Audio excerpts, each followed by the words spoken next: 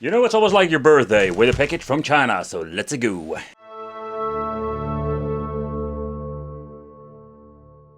Are you going to search for, let's say, cheap handhelds? There are not, let's say, a lot of good options out there. And I mean, like, you do get a lot of interesting cheap devices, but most of them will have some issues with some emulation. And this device can already say, spoiler alert, it's not very bad. So we're going to get some limitations. So first of all, we don't have an analog stick. So for the people who love analog stick, you will have an issue because this is something that doesn't come inside or including this device. We do going to get a D-pad here at the left, and the D-pad, I must say that I personally really love it. It's a very long D-pad and the touch itself is very nice. Then we're going to get A, B, X, Y, two buttons over here, select start, and at the top we're going to get only two other buttons. So in total we're going to get 6, so this is going to be some limitation when it comes to playing some games. Type-C input for the power charging, volume control, the CF card is over here, and of course we have the headphone jack out. I'm also going to try to open it up later on, and here we're going to get ourselves the on and off switch.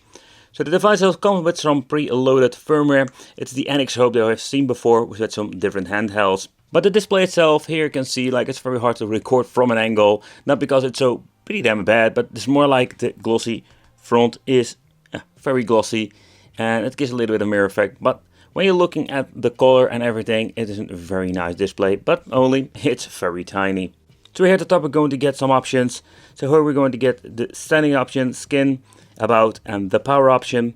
When we're pressing the L1 button here, you can see that we can have the option to play some homebrew games. And we do have a lot of homebrew games, including some Quake 1, 2, and the rest of games like Wolfenstein, Street of Rage remake, a lot of great stuff. Then we're going to get the emulator options, and here you can see like this thing is absolutely an emulation beast when it comes to the old school stuff. And I think that is more like the direction they wanted to go with this cheaper device. Then we're going to get some other some applications, for example MPlayer, but personally I'm not going to bother you with that. So let's take a close look at some, let's say, homebrew games, and then we're going to move up to the emulation part.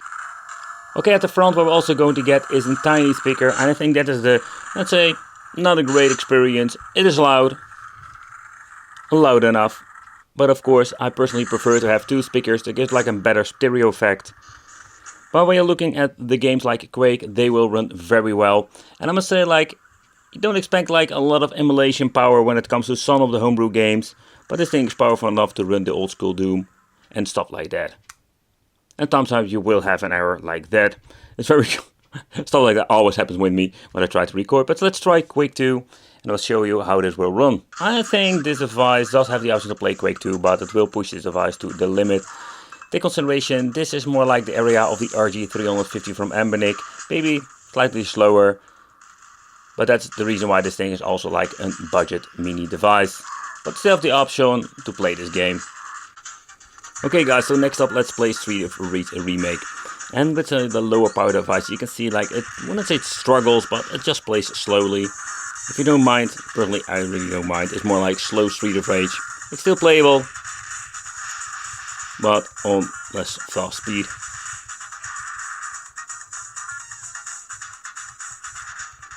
And here you can see like how good the D-pad actually is, like when you need to move around, you have any issue or weird stuff going on.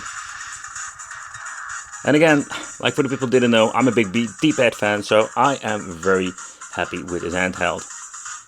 Okay, so first of all, this device is absolutely amazing when it comes to playing some 16-bit games. I think that's where this thing like basically is the best for. And again, like if you just want to like look at the viewing angle, it's pretty damn good. Everything looks amazing. So they're using tiny but a very nice panel inside. As you can hear, sometimes we do have minor problems with the ring sound effect.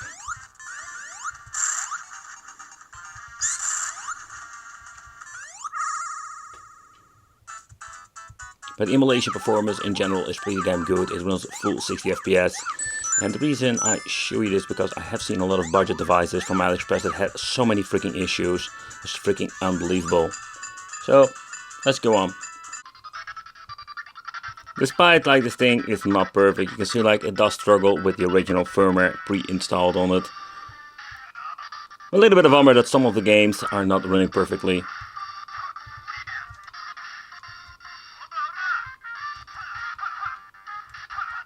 I say like I hear noise, but I don't see anything moving. Despite I have a love for this tiny device, It comes with some flaws, and that's such a bummer, but doesn't spoil the fun. But if one game doesn't play right, that doesn't mean like everything runs like shit. So here you can see like when you're trying some other MAME games, they will run just fine on this tiny emulation beast. It's pretty damn cool.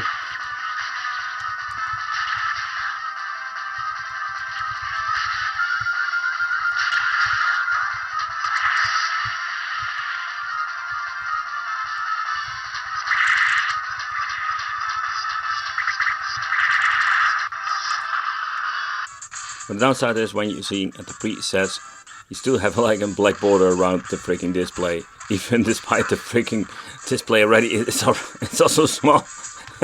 You don't have like not a lot of room left here, you know, like for playing your games. So it's such a big bummer. So let's see if we can fix this issue. So there are always different ways. See, here we like put it on the full size again. Let's see if that helps out. Ah, there it is. And here you can see like in the menu itself, you can basically put it back in the original full screen. You're still going to get the black border, still, but it's better than the tiny freaking display you had in the beginning.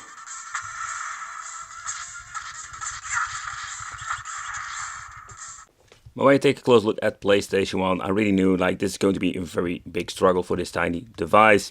Bloody Roar 2 is more demanding, but if you're going to get into the two-dimensional, you will find some playable games, but this is what you're going to get with these budget devices. Despite they have like, let's say, better power, more juice than like your really cheap device from AliExpress.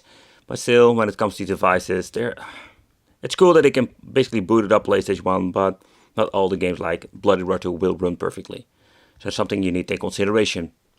So when you're looking at the build quality of this Q20, it's an absolutely mini device, and that is why I just like it. There is not a lot of these like tiny devices that have the capability of running a lot of games. It's not perfect. Maybe with some firmware updates we can have some better performance. But what you can see on the inside also like they added a lot of cooling, even like passive cooling.